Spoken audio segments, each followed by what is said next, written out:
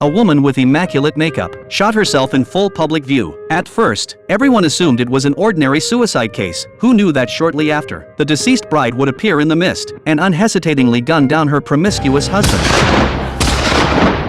Soon, the ghost bride murder case made headlines. Holmes decided to investigate the truth, only to discover the rumored ghost bride chained to a morgue table. Staff explained that only this way could they prevent her from reviving and killing again. As a materialist, Holmes didn't believe in ghost resurrection, but the coroner insisted the body was indeed Amy who committed suicide, and hundreds of witnesses saw Amy as the killer last night. Plus, Amy had no relatives. There was no possibility of a twin sister impersonating her to commit murder. Faced with solid evidence, Holmes was momentarily unable to refute. Just as the case reached an impasse, the coroner suddenly discovered fresh blood on the bride's corpse. This wasn't there when the body arrived. As they puzzled over this, a strange noise came from behind. Turning around,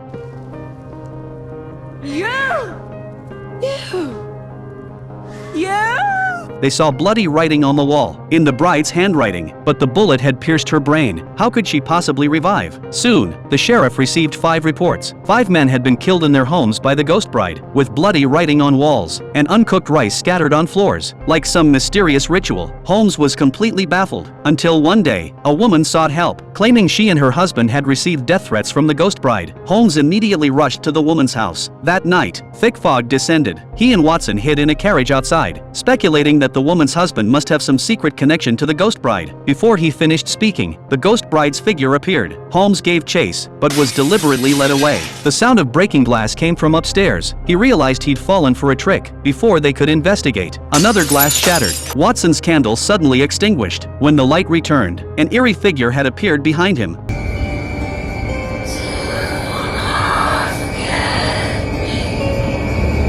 Even the battle-hardened Watson fled in panic, colliding with Holmes, missing the chance to capture the ghost bride. Though disappointed, Holmes was now certain the ghost bride was human. If truly a ghost, she could have killed directly, without needing to lure him away. The two examined the victim's body. Watson noticed the killer seemed to harbor intense hatred. The dagger was thrust with tremendous force. More strangely, they heard glass breaking twice, but found only one broken pane. Suddenly, Holmes discovered a note on the corpse, something not there during his first examination. After reading its contents, Holmes immediately left. Watson lifted the note, only to see the signature symbol of Holmes's archenemy Moriarty. But Moriarty had allegedly committed suicide by gunshot.